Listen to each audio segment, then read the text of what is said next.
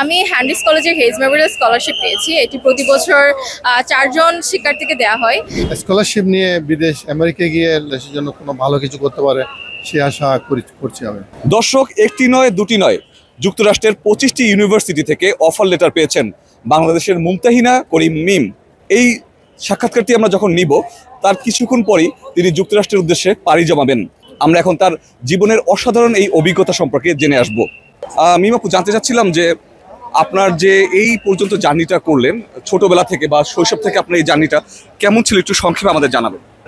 ছোটবেলা থেকে আমার প্রযুক্তি আর্টের প্রতি অনেক আকর্ষণ ছিল। তারপর বিভিন্ন কম্পিটিশনে পার্টিসিপেট করতে গিয়ে আমি বিদেশি উচ্চশিক্ষা লাভ সম্পর্কে জানতে পারি এবং আমার তখন থেকে একটা লক্ষ্য ছিল যে আমি বিদেশি উচ্চশিক্ষা লাভ করব। তো তারপর হচ্ছে কলেজে ওঠার পরে আমি এটা নিয়ে রিসার্চ করা শুরু করি কিভাবে অ্যাপ্লাই করা যায়। তারপর আমি কমন অ্যাপের মাধ্যমে বিভিন্ন বিশ্ববিদ্যালয়ে অ্যাপ্লাই করি। তারপর কিছু রিজেকশন, কিছু জায়গায় ওয়েট লিস্টেড হয় এবং বেশ কিছু জায়গা থেকে অফার লেটার পাই। বর্তমানে আপনি কোন স্কলারশিপটা পেয়েছেন এবং কেন এটা আপনার কাছে এতটা গুরুত্বপূর্ণ হলো যে আপনি এই স্কলারশিপটাকে বাছাই করলেন? আমি হ্যান্ডিস কলেজে হেজ মেমোরিয়াল স্কলারশিপ পেয়েছি। এটি প্রতি বছর 4 জন শিক্ষার্থীকে দেওয়া হয়। বান্ডেল থাকলে প্রতি সেনমানিতে টাকা বাঁচবে। বিকাশ সেনমানি বান্ডেল কিনে জিতুন প্রতি লেনদেনে।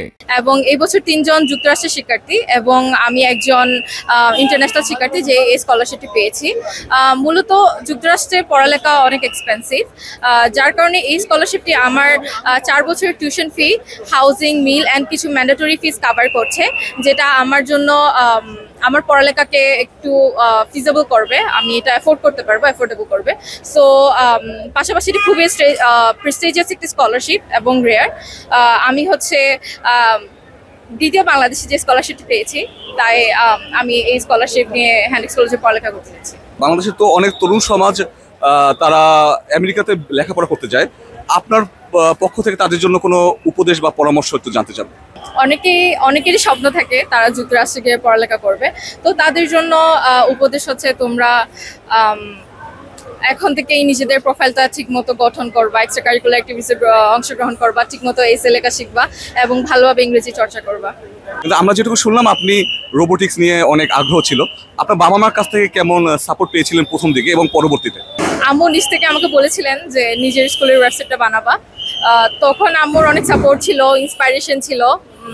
তো ওই টাইমে আমি কোডিং করতাম, বাট যখন আস্তে আস্তে দেখে যে আমি খুব বেশি ওই জায়গায় জড়িয়ে যাচ্ছি, কোডিং একাডেমিক্সের থেকে বেশি ওই জায়গায় বেশি আমার অ্যাটেনশনটা দিচ্ছি, তখন অনেকে হচ্ছে আমাকে অনেক ধরনের মানে ডিসকারেজ করা শুরু করে, বলে যে এগুলো করে তো লাভ নেই, কারণ তোমার ট্রেডিশনাল একাডেমিক্সটাই ফোকাস করা উচিত। বাট তুমি হচ্ছে নিজের মূল জায়গা থেকে ছিটকে যাচ্ছ বা এসব করে লাভটা কি? কারণ বাংলাদেশে তো এক্সট্রা কারিকুলার অ্যাক্টিভিটিসটাকে খুব গুরুত্ব সহকারে দেখা হয় না। বাট আমার যেহেতু লক্ষ্য ছিল আমি বিদেশে গিয়ে পড়ালেখা করব, তাই এটা আমাকে খুব হেল্প করেছে। বিদেশে গেলে তো রান্না বান্না থেকে শুরু করে ঘরের সব কাজ নিজেরই করতে হবে। লেখাপড়ার পাশাপাশি এই বিষয়ে কি অভিজ্ঞতা রয়েছে আপনার? আসলে আমার রান্না বান্না করতে খুব ভালোই লাগে। মাঝে মধ্যে ইউটিউব থেকে এক্সপেরিমেন্ট করি, আমি নতুন নতুন রেসিপিস ট্রাই করি। আর নিজের কাজগুলো করতে আমার ভালোই লাগে, নিজের কাজ নিজের সবকিছু নিজেই করি। 25টা বিশ্ববিদ্যালয় থেকে তার অফার লেটার এসেছে। আপনার এই যে খবরটা শোনার পর আপনার অনুভূতি কেমন ছিল? আমার অনুভূতি, আমি খুবই আনন্দিত, খুবই খুশি হয়েছি, কারণ এমন একটা অর্জন, সেটা শুধু আমার পরিবারের জন্য, সারা বাংলাদেশের জন্য, আমাদের দেশের গর্ব। আমি চাই ও এই স্কলারশিপ নিয়ে বিদেশ আমেরিকা গিয়ে লেখাপড়া রক্ষা করতে পারে, দেশের জন্য কোনো ভালো কিছু করতে পারে সে আশা করছি আমি। ও শৈশব থেকে ও লেখাপড়ার প্রতি খুবই আগ্রহ ছিল, বিশেষ করে ও রোবট নিয়ে প্রতিযোগিতা নিয়ে খুবই আগ্রহ বেশি ছিল। সে ছোটোবেলা থেকে একবার সৌদি আরব গেছে ওমরা করার জন্য। আমি সৌদিতে থাকতাম আগে, যার মাধ্যমে ও ওখানে বড় বড় ইউনিভার্সিটিগুলো দেখছে, ওর একটা ইচ্ছা জাগছে যে ও বিদেশে লেখাপড়া করবে, যার কারণে সে আগ্রহটা ও চেষ্টা করতে করতে ও একদিন এখন এই স্কলারশিপটা ও পাইছে। আর আপনাদের সাধারণত বাংলাদেশের পরিবারগুলোতে বাবা মার তো অনেক পেশা দিতে হয়, বাচ্চাদের রাগ করতে হয়, মারতে হয়। আপনাদের কি তার সাথে কখনো এমন পেশা দেওয়ার দরকার পড়েছে, নাকি সে তার নিজ আগ্রহী এভাবে লেখাপড়া করেছে? ও নিজ আগ্রহে করছে। অনেক সময় আমরা একটু রাগ করতাম, এই জন্য কারণ রোবট নিয়ে পড়ে থাকতো, এই করোনার টাইমে রোবট নিয়ে পড়ে থাকতো, ওর ল্যাপটপ আছে, ল্যাপটপ দিয়ে সবসময় এগুলা বিভিন্ন কাজ কাম করতো। আমরা বলতাম তুমি লেখাপড়া না করে এগুলো কি করো, তাদের না আমারটা আমি করতেছি, তোমরা দেখো আমি একদিন কি করে দেখাই।